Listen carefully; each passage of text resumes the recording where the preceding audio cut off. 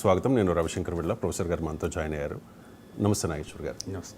తెలుగు రాష్ట్రాల్లో ఆంధ్రప్రదేశ్ ముఖ్యమంత్రి చంద్రబాబు నాయుడు 75వ జన్మదిన వేడుకల్ని అంగరంగ వైభవంగా టీడీపీ శ్రేణులంతా జరుపుకున్న పరిస్థితి. సో చాలామంది అతిరథ మహారథులు, సెలబ్రిటీలు చంద్రబాబు నాయుడుకు శుభాకాంక్షలు తెలియజేశారు. ప్రధాని మోదీ ట్వీట్ చేశారు, నా మంచి మిత్రుడు చంద్రబాబు నాయుడుకు శుభాకాంక్షలు. భవిష్యత్తు రంగాలపై దృష్టి సారించి ఆంధ్రప్రదేశ్ అభివృద్ధి కోసం ఆయన చేస్తోన్న అలుపెరగని కృషి అభినందనీయం.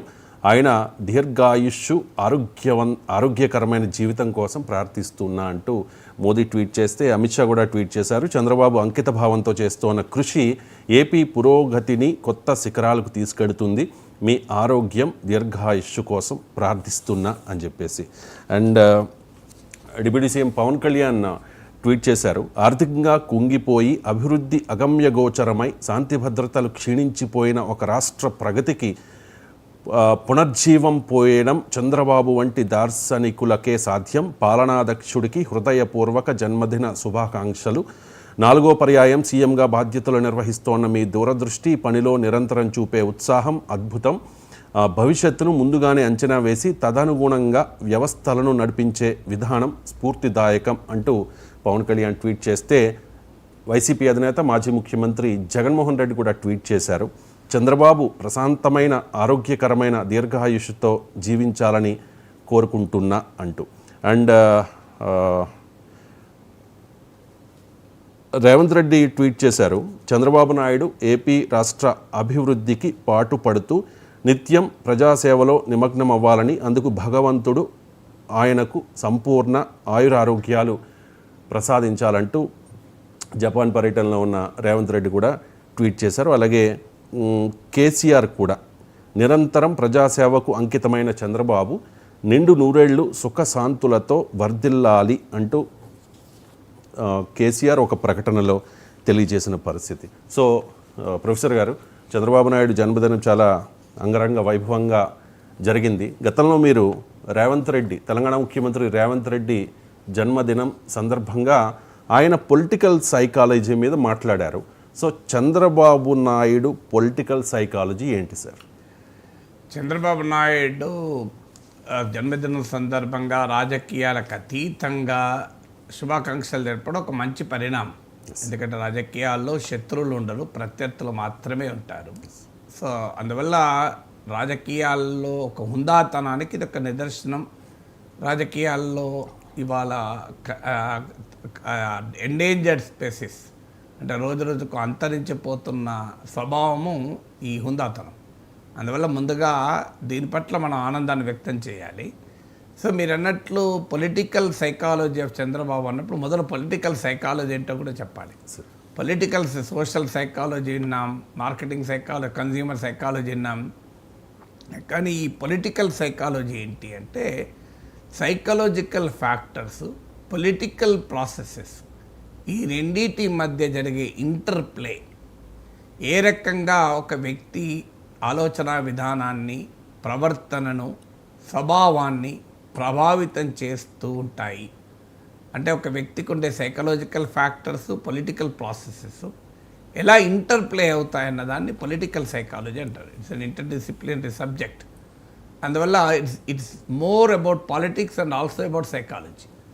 సో చంద్రబాబు నాయుడు పొలిటికల్ సైకాలజీలో మనం గమనిస్తే 10 పాయింట్స్, నేను క్విక్గా ఆలోచిస్తే ఒక 10 పాయింట్స్ మన స్క్రీన్ పైన కూడా చూపెట్టవచ్చు. ఆ 10 పాయింట్స్ ఒకటి ఏంటంటే, first point is physical fitness. అది నిజంగా అప్రిషియేట్ చేయాలి. చంద్రబాబు నాయుడు పర్యటన తీరు చూసినా, సుదీర్ఘ ఉపన్యాసాల వ్యవహారం చూసినా, సుదీర్ఘ సమీక్షల స్వభావం చూసినా ఆశ్చర్యం వేస్తుంది మనకు. అంత ఫిజికల్ ఫిట్నెస్ ఉండడం మామూలు విషయం కాదు. అది కూడా 75వ ఏట. సో అందులో ఆయన దానికి కారణం ఏదేదో ఆయన సాధనతో వచ్చినటువంటి అంశం. ఎందుకంటే చాలా క్రమశిక్షణ, ఆహారంలో క్రమశిక్షణ. ఎందుకంటే నేను ఒకరోజు పద్మావతి గెస్ట్ హౌస్లో ఉన్నాను ఎమ్మెల్సీగా ఉన్న రోజుల్లో. అదే సమయంలో చంద్రబాబు నాయుడు కూడా అదే గెస్ట్ హౌస్లో ఉన్నాడు. సో అందువల్ల నాకు వ్యక్తిగతంగా కూడా అనుభవం. చాలా మితమైన ఆహారము, ఫ్రూట్స్, చాలా న్యూట్రిషియస్, చాలా highly disciplined life style. So అంత డిసిప్లిన్ లైఫ్ స్టైల్ మామూలు విషయం కాదు, చాలా కష్టం కూడా. సో అందువల్ల ఆయన ఫిజికల్ ఫిట్నెస్కు ఉన్నటువంటి ప్రత్యేకత అది మొదటిగా మనం ఈ ఏజ్లో అందరికీ ఏదైనా మనం పోగొట్టుకున్నా వస్తుందేమో, కానీ ఆరోగ్యం పోగొట్టుకుంటే రాదు. పదవులు పోగొట్టుకున్నా 10 ఏళ్ళకైనా వస్తుందేమో, ఆరోగ్యం సంపద పోగొట్టుకున్నా మళ్ళీ సంపాదించుకోవచ్చేమో, ఒక క్యారెక్టర్ పోగొట్టుకుంటే మళ్ళీ రాదనుకోండి, అది వేరే విషయం. కానీ క్యారెక్టర్ మినహాయిస్తే మరీ ముఖ్యమైనది మనకు హెల్త్. నువ్వు ఏది పోగొట్టుకున్నా మళ్ళీ సంపాదించుకోవచ్చు, అవకాశాలు పోగొట్టుకున్నా మళ్ళీ వస్తాయి, మిత్రుల్ని పోగొట్టుకున్నా మళ్ళీ తెచ్చుకోవచ్చు. కానీ లైఫ్లో ఆరోగ్యం పోగొట్టుకుంటే అంత సులభం కాదు మళ్ళీ తెచ్చుకోవడం. అందువల్ల చంద్రబాబు నాయుడు నుంచి ప్రజలు నేర్చుకోవాల్సింది, మనం అందరము నేర్చుకోవాల్సింది ఇది ఫిజికల్ ఫిట్నెస్. అల్టిమేట్గా మనం ఆరోగ్యంగా ఉంటేనే ఏదైనా పని చేయగలం కదా. సో అందువల్ల చంద్రబాబు నాయుడు ముసలివాడు అంటూ ప్రత్యర్థులు మాట్లాడినప్పుడు కూడా నేను చాలా తీవ్రంగా స్పందించాను. ముసలితనం వయసుతో మాత్రమే రాదు, నీ మానసిక స్థితి నుంచి వస్తుంది, ఆరోగ్య స్థితి నుంచి వస్తుంది అని. అందువల్ల ఇవాళ కొత్త ట్రెండ్ ఏంటంటే యంగ్ ఓల్డ్ అంటున్నారు. 60 to 80 is called young old. 80 above old అంటున్నాను. నేను దీనిపైన ఒక వీడియో చేస్తే కొన్ని చాలా రోజుల క్రితం, ఇప్పుడు ఒక 10 లక్షల మంది చూశాను, నా యూట్యూబ్లో ఉంటుంది, యంగ్ ఓల్డ్ అండ్ ఓల్డ్ అని. ఇది డెమోగ్రఫీలో ఒక క్యారెక్టర్. ఎందుకంటే లైఫ్ స్టైల్ మారిపోతుంది, లైఫ్ ఎక్స్పెక్టెన్సీ సగటు జీవితకాలం మారిపోతుంది కనుక. So is not even old అని కూడా అనకూడదు. అయినా ఓల్డ్ అనేది మన ఆరోగ్యాన్ని బట్టి ఉంటుంది. బాగా పనిచేస్తున్నప్పుడు ఓల్డ్ ఏంటి, కొంతమంది పుట్టుకతోనే వృద్ధులుగా ఉండవచ్చు. అందువల్ల మన ఫస్ట్ది ఫిజికల్ ఫిట్నెస్. రెండవది చంద్రబాబు నాయుడు ప్రత్యేకతలో సర్వైవల్ ఇన్స్టింక్ట్. చాలా సందర్భాల్లో నేను గతంలో కూడా మాట్లాడాను, ఫినిక్స్ పక్షిలాగా లేవగలిగాడు అని.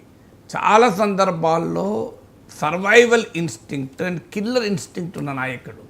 అంటే చాలా అయిపోయింది ఇక చంద్రబాబు నాయుడు రాజకీయ జీవితం, చంద్రబాబు నాయుడు ఇర్రెలెవెంట్ అనుకున్న సమయం నుంచి మళ్ళీ అద్భుతంగా లేవగలుగుతాడు. ఇప్పుడు రాజశేఖర రెడ్డి ఫినామినన్ తర్వాత జగన్మోహన్ రెడ్డి పట్ల సానుభూతి, తెలంగాణ ఉద్యమ ప్రభావము, 2004 నుంచి జగన్మోహన్ రెడ్డి పట్ల ఉన్న సానుభూతి వెలువ, 2012 ఉప ఎన్నికల్లో తెలుగుదేశం అడ్రస్ లేకుండా పోవడం, తెలంగాణలో కేసీఆర్ సృష్టిస్తున్న ఉప ఎన్నికల్లో నానా ఇబ్బందులు పడడం, తెలంగాణ ఉద్యమం ద్వారా అత్యధికంగా ఇబ్బంది పడ్డ తెలుగుదేశం పార్టీయే.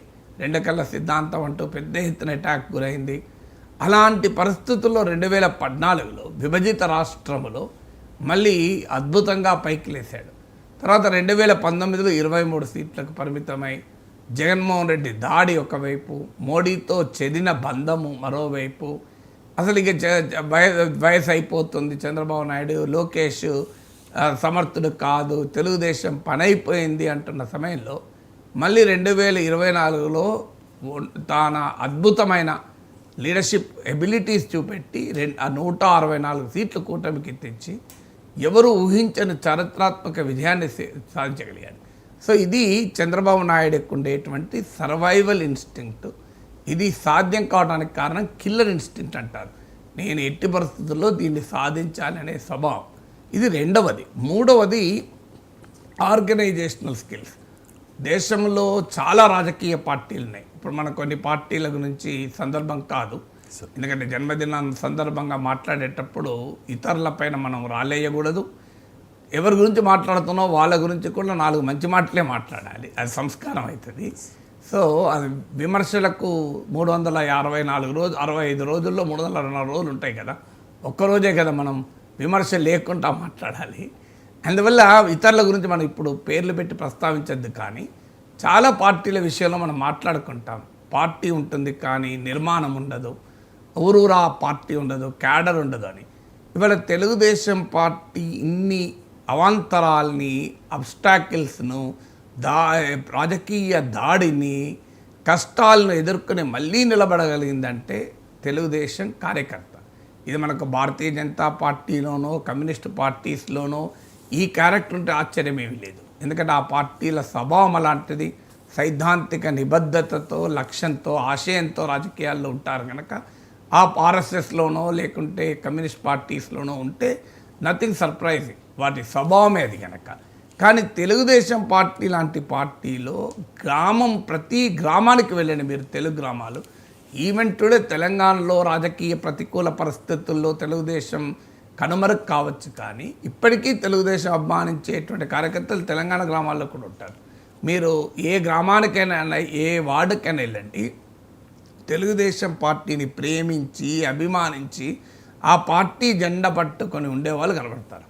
ఇది మామూలుగా సాధ్యం కాదు. ఎన్టీ రామారావు జనాకర్షణ శక్తి దీనికి ప్రాణం పోస్తే, ఊపిరి ఊదితే, చంద్రబాబు నాయుడు రాజకీయ నిర్మాణ దక్షత ఈ స్థాయికి తీసుకొచ్చింది. ఈవెన్ ఎన్టీ రామారావు ఉన్నప్పుడు కూడా. వాస్తవంగా ఎన్టీ రామారావు ఆ లక్ష్మీ పార్వతి ఎపిసోడ్లో చంద్రబాబు నాయుడు నాయకత్వంలో పార్టీ ఒక రకమైన తిరుగుబాటుతో చంద్రబాబు నాయుడు ఎన్టీ రామారావు బతికుండగానే పార్టీని తన వైపు నిలబెట్టుకోగలిగాడంటే కారణం కూడా ఏంటంటే పార్టీ ఆర్గనైజేషన్కు చంద్రబాబు నాయుడుకు ఉన్నటువంటి ఆ ఆర్గానిక్ లింక్ ఎన్టీ రామారావు ఉన్న సమయంలో కూడా. ఇక తర్వాత క్రమంలో మనం ప్రత్యేకంగా చెప్పాల్సిన అవసరం లేదు. ఎంత ప్రత్యర్థుల భయంకర దాడుల్ని కూడా నిర్బంధానికి నిలబడి ఆ పార్టీ నిలబడింది, మళ్ళీ అధికారంలోకి రాగలిగింది అంటే ఆ కార్యకర్తల గొప్పతనం, దానికి చంద్రబాబు నాయుడు నాయకత్వం దోహదం చేసింది. మూడవది. నాలుగవది విజన్. ఇప్పుడు చాలామంది నాయకులు కూడా వ్యక్తం చేశారు. ఈ విజన్ పైన విమర్శలు ఉండొచ్చు, ఈ విజన్ సాధ్యమైందా అనేటువంటి ప్రశ్నలు ఉండవచ్చు. ప్రతి రాజకీయ నాయకుని పైన విమర్శలు ఉంటాయి, ప్రతి రాజకీయ నాయకుని పైన ప్రశ్నలు ఉంటాయి.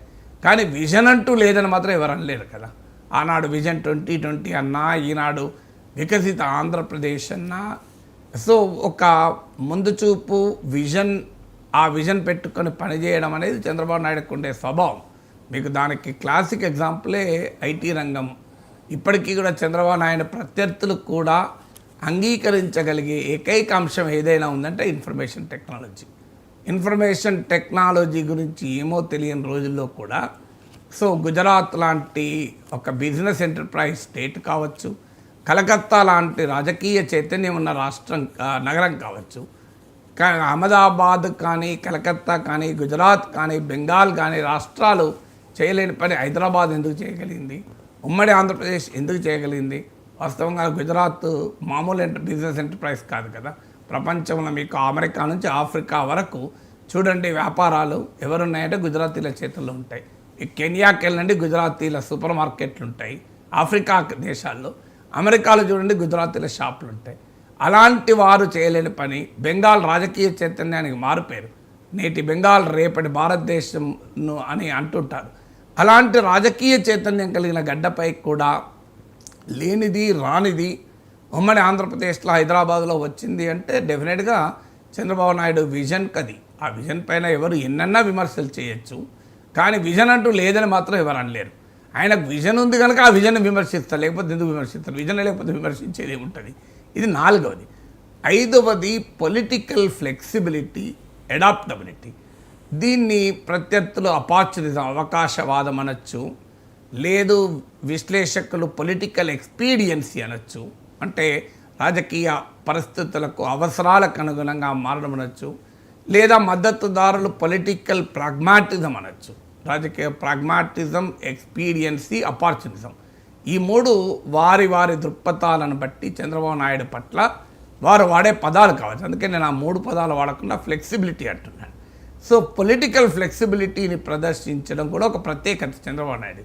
అదే ఆయన పైన అనేక విమర్శలకు కారణమైంది, అదే ఆయన విజయాలకు కూడా కారణమైంది. అంటే సందర్భం వచ్చినప్పుడు అధికారంలో ఉండడం అవసరం అనుకున్నప్పుడు అధికారంలో ఉండటానికి ఏ రకమైన మార్పు లోను కావాలో ఆ రకంగా మార్పు లోనవుతుంటారు, హెజిటేట్ చేయరు. బీజేపీతో విడిపోయినా, బీజేపీతో కలిసినా, కమ్యూనిస్టులతో విడిపోయినా, కమ్యూనిస్టులతో కలిసినా, తెలుగు ప్రజల ఆత్మగౌరవం అంటూ పుట్టిన పార్టీ అయి తెలంగాణ కొరకు లెటర్ ఇచ్చిన అందరికన్నా ముందు, కాంగ్రెస్ వర్కింగ్ కమిటీ తీర్మానానికన్నా ముందు సమైక్యవాదాన్ని కలిగి ఉండి కూడా తెలంగాణ రాష్ట్ర సమితితో పొత్తు పెట్టుకున్న, ఇవన్నీ కూడా ఈ పాయింట్కి ఉదాహరణ. నేను చెప్పిన ఐదో పొలిటికల్ ఫ్లెక్సిబిలిటీ లేదా అడాప్టబిలిటీకి ఒక ఉదాహరణ. ఇది ఐదవది. ఆరవది చాలామంది రాజకీయ నాయకులకు లేనిది చంద్రబాబు నాయుడుకు ఉన్నది, ఇది లవ్ ఫర్ టెక్నాలజీ. అది ఇన్ఫర్మేషన్ టెక్నాలజీకి పునాదులు వేసింది కూడా అదే. ఇవాళ కూడా మీరు చూడండి, ఇంతమంది ముఖ్యమంత్రులు ఉన్నారు. ఎవరైనా మీకు జనరేటివ్ ఆర్టిఫిషియల్ ఇంటెలిజెన్స్ గురించి కానీ, బయోటెక్నాలజీ గురించి కానీ, సైబర్ సెక్యూరిటీ గురించి మాట్లాడేటోళ్ళు ఎవరు ఉన్నారా అంటే ఎవరు లేరు. మీరు ఒక్క చంద్రబాబు నాయుడు మాట్లాడుతుంటాడు చూడండి. సో అమరావతిని ఆర్టిఫిషియల్ హబ్ చేస్తా, విశాఖను ఫిన్టెక్ వ్యాలీ చేస్తా, చేసిండా, చేయలేదా, చేయగలిగాడా, చేయడంలో అడ్డంకులేంటి, ఇవన్నీ ఎవరైనా విమర్శలు చేయవచ్చు. కానీ కనీసం ఆ పదాలను కూడా మిగతా వాళ్ళు వాడటానికి హెసిటేట్ చేస్తారు. వాళ్ళు వాడినా ఎబ్బెట్టుగా ఉంటుంది. చంద్రబాబు నాయుడు వాడితే ఎబ్బెట్టుగా ఉండదు. మీరు ప్రత్యర్థులు కూడా ఎబ్బెట్టుగా ఉండదు. చూడండి, చంద్రబాబు నాయుడు ఆర్టిఫిషియల్ ఇంటెలిజెన్స్ గురించి మాట్లాడినా, Chandrababu Naidu internet of things గురించి మాట్లాడినా, చంద్రబాబు నాయుడుకి ఏమీ పాష్ పబ్లిక్ స్కూల్ బ్యాక్గ్రౌండ్ లేదు, మెట్రోపాలిటన్ బ్యాక్గ్రౌండ్ లేదు, ఆయన ఏమీ ఇంటర్నేషనల్ స్కూల్లో చదవలేదు. ఒక రైతు కుటుంబంలో పుట్టి, ఒక గ్రామం నుంచి వచ్చి, ఒక సాధారణ విశ్వవిద్యాలయంలో చదివి, ఈ ఆధునిక సాంకేతిక పరిజ్ఞానాన్ని ఆస్వాదించిన తీరు, అలవరిచిన తీరు ఆయన యునీక్ క్యారెక్టర్కి ఒక ఉదాహరణ.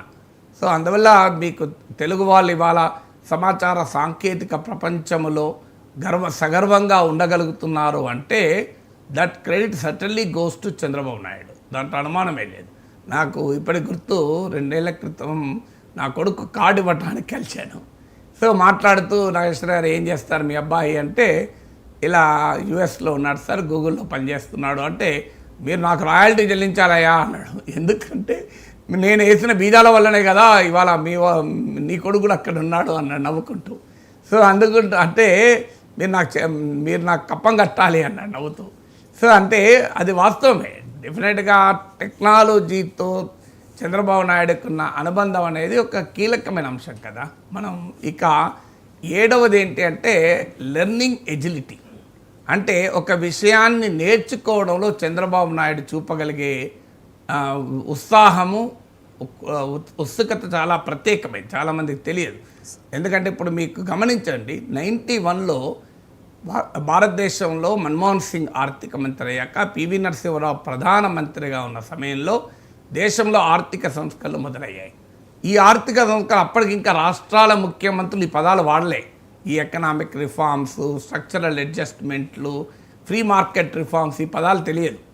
సో ఆ సమయంలో వాస్తవంగా భారతదేశంలో ఆర్థిక సంస్కరణలు రాజీవ్ గాంధీ హయాంలో మొదలయ్యాయి.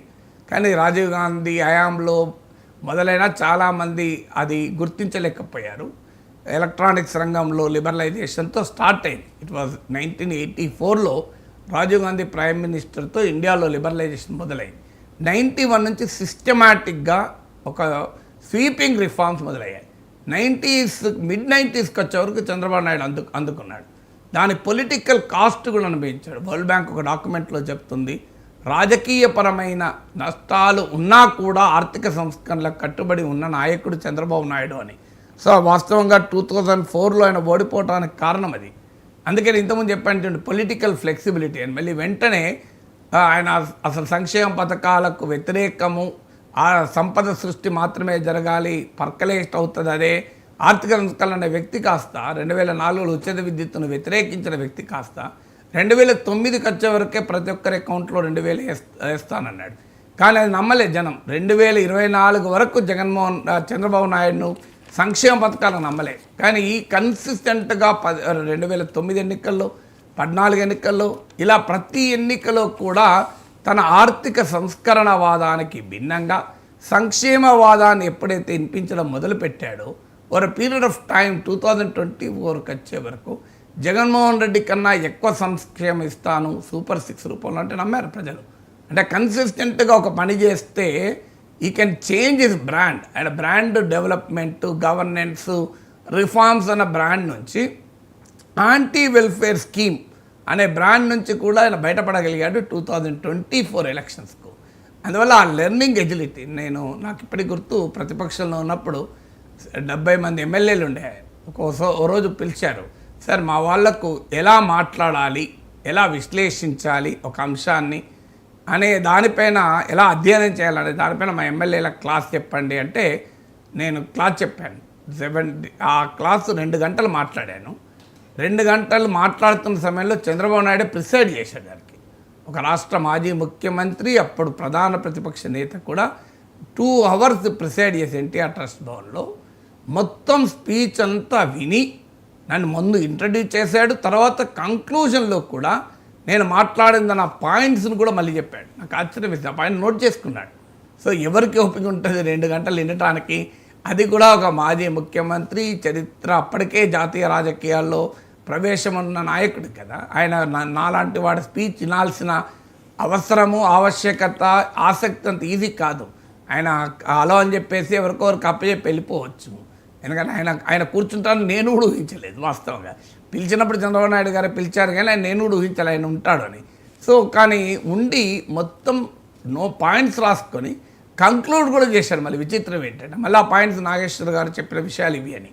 సో అప్పుడు నాకు అర్థమైంది నేర్చుకోవడంలో కూడా ఆ లెర్నింగ్ ఎజిలిటీ అనేది చాలా కీలకమైన అంశం. 8వది సింగిల్ మైండెడ్ ఫోకస్. రాజకీయాల్లో మీరు ఎవరైనా గమనించండి, చంద్రబాబు నాయుడుకి ఈ క్యారెక్టర్ కాదు, చాలామంది రాజకీయాల్లో సక్సెస్ఫుల్ లీడర్స్ అందరికీ క్యారెక్టర్ ఉంటుంది. Single minded focus. తాను పాలిటిక్స్లో నిరంతర యాక్టివిటీతో పాటు అధికారం అనే యొక్క ఫోకస్, అధికారం కొరకు ఫోకస్ ఉన్న నేరమేం కాదు. రాజకీయాల్లో ఉండేవారు అధికారం కొరకే ఫోకస్ ఉండాలి. క్రికెట్ ఆడేవాడికి గెలవాలనే ఫోకస్ ఉండాలి. వేరే సన్యాసం గురించి ఫోకస్ ఉంటే గెలిస్తే ఏంటి, గెలవకపోవడం ఏంటి, గెలుపు మిథ్య, ఓటమి మిథ్య అని అద్వైతం ఉంటే క్రికెట్ ఆడతాడు ఎవడన్నా. సో అందువల్ల బిజినెస్ చేసేవాడికి సంపాదించాలనే ఫోకస్ ఉండాలి. తప్పేం కాదు, ఇది నెగిటివ్గా చెప్పడం లేదు నేను. చంద్రబాబు నాయుడుకి ఏంటంటే అధికారం అనే ఫోకస్, సింగిల్ మైండెడ్ ఫోకస్. ఓడిపోయినా కూడా మళ్ళీ అధికారంలోకి రావడానికి అది కారణం. అది ఏమీ నెగిటివ్ కాదు, పాజిటివ్గానే పాయింట్ కూడా ఫోకస్. అందుకే నేను చెప్పింది, వ్యాపారం ఆడేవారికి లాభాలు సంపాదించే ఫోకస్ ఉన్న నేరం కాదు, క్రికెట్ ఆడేవాడికి గెలవాలన్న ఫోకస్ ఉన్నవారు. భౌతికత చదివిపోయి క్రికెట్ ఆడితే ఏముంది, ఆడేవాడిని నేను కాదు, బౌలింగ్ నేను కాదు, బ్యాటింగ్ నేను కాదు, ఫీల్డింగ్ నేను కాదు, ఇదంతా అనే అద్వైతం తత్విక చింతన శంకరాచార్యుని అద్వైతం చదివిపోతే వస్తుందా? అందువల్ల తప్పేమీ లేదు. కానీ ఆ అధికారం కొరకు ఉండే సింగిల్ మైండెడ్ ఫోకస్ అనేది 8th ఫ్యాక్టర్. 9th ఫ్యాక్టర్ ఏంటంటే ప్రతి మనిషిలోనూ అన్ని సమర్థతలు ఉండవు. ఇప్పుడు మీకు ఆశ్చర్యం వేస్తే చంద్రబాబు నాయుడు మీద చాలామంది మీములు, ప్రత్యర్థులు, జోకులు వేస్తారు. ఇంగ్లీషు అంత సమర్థవంతంగా మాట్లాడలేడు, హిందీ పెద్దగా రాదు. ఈ 2 భాషలు లేకపోతే రాష్ట్రం వదిలిపోయి కమ్యూనికేషన్ చాలా కష్టం. ఎందుకంటే ఎవరికైనా మనం హిందీ, ఇప్పుడు ఆంధ్ర రాజకీయ నాయకులకు అన్ని పార్టీల్లోనూ ఉన్న సమస్య, కాంగ్రెస్లోనైనా బీజేపీలోనైనా ఇదే, జాతీయ పార్టీలో వాళ్ళు తెలంగాణ నాయకులకు ఉన్నంత ఇంటిమసీ కూడా ఆంధ్ర నాయకులకు నేషనల్ లీడర్షిప్తో ఉండడం ఛాలెంజ్ అవుతుంది. కారణం ఏంటంటే వాళ్ళకి ఇంగ్లీష్ రావాలి, హిందీ రావాలి, ఏదో ఒకటి రాకపోతే జాతీయ నాయకులతో ఉండదు. చంద్రబాబు నాయుడుకు ఇంగ్లీషు, హిందీలో ఫ్లూయెన్సీ లేకపోయినా ఆయన జాతీయ, అంతర్జాతీయ గుర్తింపు తెచ్చుకోగలిగాడు. అది మామూలు విషయం కాదు. అలాగే పెద్ద గొప్ప స్పీకర్ కాదు. మీరు రాజశేఖర్ రెడ్డి చూడండి, కంపేర్ చేస్తే రాజశేఖర్ రెడ్డి ఈజ్ పబ్లిక్ స్పీకర్గా చాలా ప్రత్యేకత కలిగిన ఉపన్యాసకుడు. మీకు నరేంద్ర మోడీ ఎంత అద్భుతమైన ఉపన్యాసకుడు చూడండి. కేసీఆర్ ఎంత సమర్థవంతమైన ఉపన్యాసకుడు చూడండి. కేసీఆర్ ఉపన్యాసం 40 నిమిషాలన్న బోరు కొట్టదు. చంద్రబాబు నాయుడు అంత పెద్ద ఉపన్యాసకుడు కాదు, కానీ అంటే రాజకీయాల్లో ఉండాల్సిన బేసిక్ లక్షణాలు ఏంటి? ఉపన్యాసం ఇవ్వగలగాలి, కమ్యూనికేట్ చేయగలగాలి, భాషా చాతుర్యం ఉండాలి, కరిష్మా ఉండాలి, జనాకర్షణ ఉండాలి. చంద్రబాబు నాయుడు ముఖ్యమంత్రి అయినప్పుడు జనాకర్షణ ఏంటి?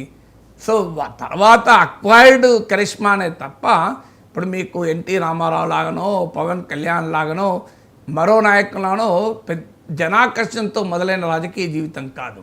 కానీ ఓవర్ ఏ లాంగర్ పీరియడ్ తనకంటూ ఒక జనాకర్షణ అక్వైర్ చేసుకోగలిగాడు. అంటే తనకు సామర్థ్యము అంతగా ప్రవేశం లేనివి కూడా తన రాజకీయ గ్రోత్లో అడ్డంకి కాకుండా సమర్థవంతంగా వాటిని అధిగమించగలిగాడు. 10వది మేనేజీరియల్ స్కిల్స్. ఇంత పెద్ద రాజకీయ పార్టీని మేనేజ్ చేయడం, విమర్శకులు చెప్తూ ఉంటారు చూడండి, వ్యవస్థల్ని మేనేజ్ చేస్తాడు అని. అది విమర్శకులు నెగటివ్గా చూడొచ్చు. మరి పొలిటికల్గా ఎలక్షన్ పొలిటికల్ మేనేజ్మెంటు, వ్యక్తులు, ఇవన్నీ పాజిటివ్గా చూసేవాడికి పాజిటివ్ అవుతుంది, నెగిటివ్ చూసేవాడికి నెగిటివ్ అవుతుంది. మీడియాను సమర్థవంతంగా ఈ మేనేజీరియల్ స్కిల్స్ ఉన్నవాడు. సో అందువల్ల మీకు తెలుగుదేశం పార్టీ మహానాడులు చూస్తే అర్థమవుతుంది కదా. నేను ఒక పొలిటికల్ జర్నలిస్ట్గా మహానాడులను చూశాను, మీరు కూడా వెళ్ళి ఉండాలి కదా. కొన్ని వేల మంది వస్తారు, మామూలు కాదు. మీకు ఎక్కడ భోజనాల దగ్గర కానీ ఎక్కడ కానీ చిన్న పొరపాటు కూడా జరగకుండా చాలా ఎఫెక్టివ్గా జరుగుతుంది. మీకు మళ్ళీ బ్రహ్మాండమైన భోజనాలు, మామూలు భోజనం కూడా ఉండదు. జర్నలిస్టులు ఎవరినైనా చెప్తారు, పొలిటికల్ జర్నలిస్టులుగా మాట్లాడు అటెండ్ అయితే. సో అందువల్ల ఇది దట్ షోస్ ఇది మేనేజీరియల్ ఎబిలిటీ. అంటే మేనేజీరియల్ ఎబిలిటీ అంటే ఏంటి? గెట్ థింగ్స్ డన్, ఒక పనులు చేయించగలగాలి, చేయగలగాలి. సో ఈ 10 లక్షణాలు డెఫినెట్గా ఇది పొలిటికల్ సైకాలజీలో కీలకమైన అంశాలు. సో అందువల్ల ఇది చంద్రబాబు నాయుడు ఈ స్థాయిలో రాజకీయ సక్సెస్ కావటానికి, ఆయన విజయం సాధించడానికి ప్రత్యేకంగా దోహదం చేశాయి అనుకుంటాను. సో అందువల్ల నాకు ఇప్పటికి గుర్తు, నేను ఎమ్మెల్సీగా 2007లో ఫస్ట్ టైం పోటీ చేస్తాను అనుకున్నప్పుడు రాష్ట్రంలో ఉన్న అన్ని రాజకీయ పార్టీలను అడిగాను, ఎక్కడ తేడా లేకుండా నేను ఇండిపెండెంట్గా పోటీ చేస్తున్నాను, నాకు మద్దతు ఇవ్వండి అని. సో ఇమీడియట్గా చాలామంది ఇప్పుడు వామపక్ష పార్టీలు ఇమీడియట్గా మద్దతు ప్రకటించాయి. లోక్సత్తా సానుకూలంగా, ఈనాడులో వార్త కూడా వచ్చింది, లోక్సత్తా సానుకూలం, వామపక్షాల అదే బాటలో వామపక్షాలు, చంద్రబాబు నాయుడు సానుకూలమని. తెలుగుదేశం పార్టీ చంద్రబాబు నాయుడు కూడా దేవేంద్ర గౌడ్ మాట్లాడాడు. తర్వాత నేను మాట్లాడితే మీలాంటి వాళ్ళు ఉండాలి సార్ శాసన మండలిలో, తప్పనిసరిగా మద్దతు ఇస్తామన్నాడు. తర్వాత ఏం జరిగిందో తెలియదు కానీ టీడీపీ అభ్యర్థిని ప్రకటించింది. అభ్యంతరం ఏం లేదు, రాజకీయ పార్టీకి హక్కు ఉంది పోటీ చేస్తాం. టీడీపీ అభ్యర్థి ప్రకటించడమే కాదు, నా ప్రధాన ప్రత్యర్థి కూడా టీడీపీయే. నేను టీడీపీ అభ్యర్థిపైనే గెలిచాను. ఇంట్రెస్టింగ్ ఏంటంటే ఇప్పుడు నాకు మంచి మిత్రుడు పిఎల్ శ్రీనివాస్, ఆ రోజు టీడీపీ అభ్యర్థి, is a very good friend of mind. ఆయన కాలేజీలకు కూడా వెళ్ళి ఉపన్యాసాలు ఇస్తుంటాను నేను. సో అందువల్ల పిఎల్ శ్రీనివాస్ పైన, టీడీపీ అభ్యర్థి పైన నేను గెలిచాను. మళ్ళీ సివియర్ కాంపిటీషన్లో గెలిచాను టీడీపీతోనే. 3rd ప్లేస్లో బీజేపీ, 4th ప్లేస్లో టీఆర్ఎస్, కాంగ్రెస్ బ్యాక్ ఇండిపెండెంట్ తర్వాత ప్లేస్లో ఉండే. కాంగ్రెస్ నాయకులు కొంతమంది బలపరిచారు. కాంగ్రెస్ పార్టీ అధికారికంగా ఎన్నికల్లో పాల్గొనలేదు ఆ రోజుల్లో. సో ఈ ప్రధాన పోటీ టీడీపీతో ఉన్న నాకు తర్వాత చెప్పారు, మరి మద్దతు ఇస్తానని చెప్పి మళ్ళీ ఏమైంది అంటే వాళ్ళ డిబేట్లో జరిగిందట, ఈయనకి ఏం రిసోర్సెస్ ఉన్నాయి, ఈయన ఎన్ని కార్లు పెట్టగలుగుతారు. అప్పుడు ఉమారెడ్డి వెంకటేశ్వర్లు టీడీపీలో ఉండి ఎమ్మెల్సీ ఎన్నికల ఇన్ఛార్జ్ ఉండే. సో ఆయన రైజ్ చేశాడు, అందరూ నిజమే కదా, ఆయన మరి ఇంత పెద్ద కాన్స్టిట్యున్సీ, 40కి పైగా ఎమ్మెల్యే సీట్లున్న ప్రాంతం, 6 ఎంపీ సీట్లున్న ప్రాంతం, మన పార్టీ ఎంత సమర్థించిన క్యాండిడేట్ కూడా ఎక్కడ ఫైనాన్షియల్ కెపాసిటీ ఉండాలి కదా, ఆర్గనైజేషనల్ కెపాసిటీ ఉండాలి కదా. ఒకే పాపులరు, కానీ పాపులర్ టీవీలో ఉంటే వస్తాయా అని మళ్ళీ వాళ్ళు వెనక్కు తగ్గారు, గెలవనని పార్టీగా క్యాండిడేట్ పెట్టారు. ఇది జరిగి నేను గెలిచిన వితిన్ 24 అవర్స్ నాకు ఫోన్ చేశారు. ఫోన్ చేసి, నాగేశ్వరరావు కంగ్రాచులేషన్స్ అండి, మీరు చాలా అద్భుతమైన విజయం, మామూలు విజయం కాదు, మాలాంటి బలమైన పార్టీలకు కూడా ఓడించి గెలిచారు అని. I was surprise. నిన్నటిదాకా ప్రధాన ప్రత్యర్థి మళ్ళీ పడి ఇదొక ఇండికేషన్, అంటే పొలిటికల్ ఫ్లెక్సిబిలిటీ కూడా అదొక ఇండికేటర్ కదా. అందువల్ల మనము ఒక మనిషిగా మనం ఎలా ఉండాలి అంటే, ఎదుటి మనుషుల నుంచి మనం ఎప్పుడు నిరంతరం నేర్చుకోవాలి. చాలామంది మనుషులలో నెగటివ్ మాత్రమే చూస్తుంటారు, నెగటివ్ మాత్రమే చూడకూడదు. నెగటివ్ అంశాలు వచ్చినప్పుడు మాట్లాడాలి, ప్రశ్నించాలి, విమర్శించాలి. కానీ పాజిటివ్ అంశాలు నేర్చుకోగలిగేది ప్రతి సక్సెస్ఫుల్ పర్సన్లో ఉంటాయి. సో చంద్రబాబు నాయుడులో కూడా let us on this happy occasion ఆయన 75వ జన్మదిన శుభాకాంక్షలు చెప్తూ, ఆయన నుంచి ఆయన ప్రత్యేకతగా చెప్పగలిగే 10 అంశాలు చెప్పడానికి కారణం అది. ఓకే సార్, చిన్న బ్రేక్ తీసుకుందాం సార్. బ్రేక్ తర్వాత మరిన్ని ఇంట్రెస్టింగ్ టాపిక్స్